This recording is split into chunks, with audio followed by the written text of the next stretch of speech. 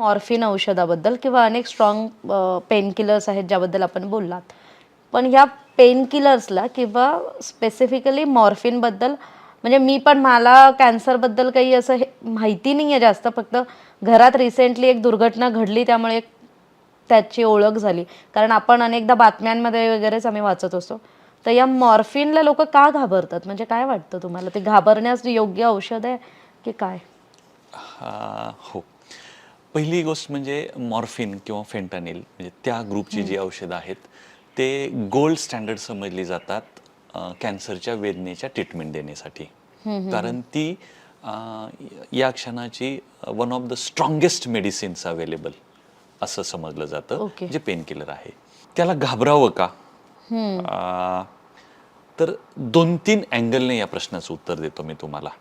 की मॉर्फिन चालू केलंय तर आमच्या पेशंटचा शेवटच आलाय का, असा बऱ्याच जणांना एक गैरसमज असतो. तो समज नसतो, तो गैरसमज असतो. तर या पद्धतीत अजिबात घाबरायची गरज नाहीये. कारण कसं असतं की या सर्व प्रवासादरम्यान जेव्हा कॅन्सर झालाय त्यानंतर 2 मार्ग असतात. एकतर पेशंट ठीक होणार असतो किंवा नसतो. तो असं समजायचं नाही की कॅन्सर झालाय की ठीकच होणार नाहीये, हे समजायची गरज नाहीये. तर ठीक होणारे पण कॅन्सर आहेत, खूप चांगली औषधं आहेत. सो या प्रवासादरम्यान होतं काय की अप्स अँड डाऊन्स येत राहतात.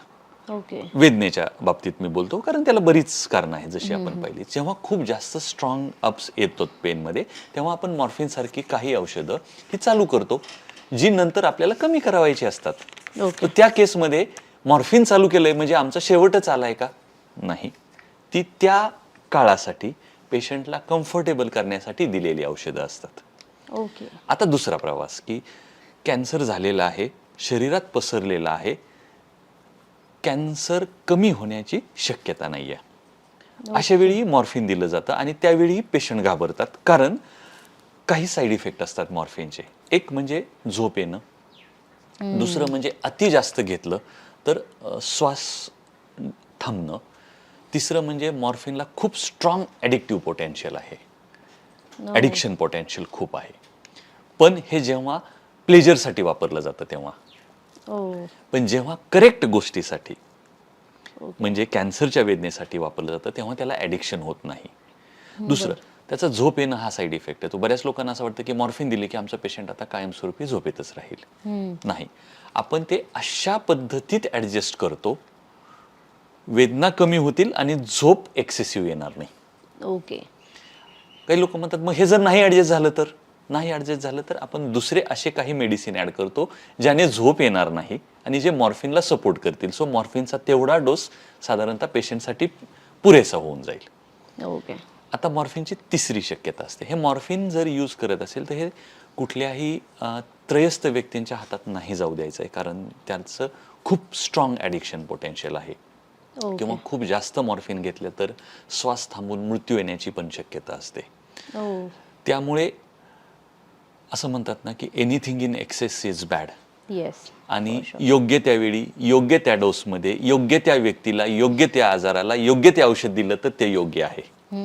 मॉर्फिनसाठी मला वाटतं ती डेफिनेशन एकदम तंतोतंत बसते. सो घाबरायची गरज नाही. व्यवस्थित डॉक्टरांकडून त्याच्या सल्ल्यानुसार, एक तर ते डॉक्टरांच्या सल्ल्याशिवाय मिळणारच नाही, त्याला ट्रिपल प्रिस्क्रिप्शन लागतं. तो डॉक्टरांच्या सल्ल्यानुसार योग्य ते ठेवलं की मॉर्फिनला कुठल्याच पेशंटने घाबरायची गरज नाहीये. म्हणजे ना सायकोलॉजिकली ना बाकीच्या लोकांनी काही घाबरायची गरज नाही.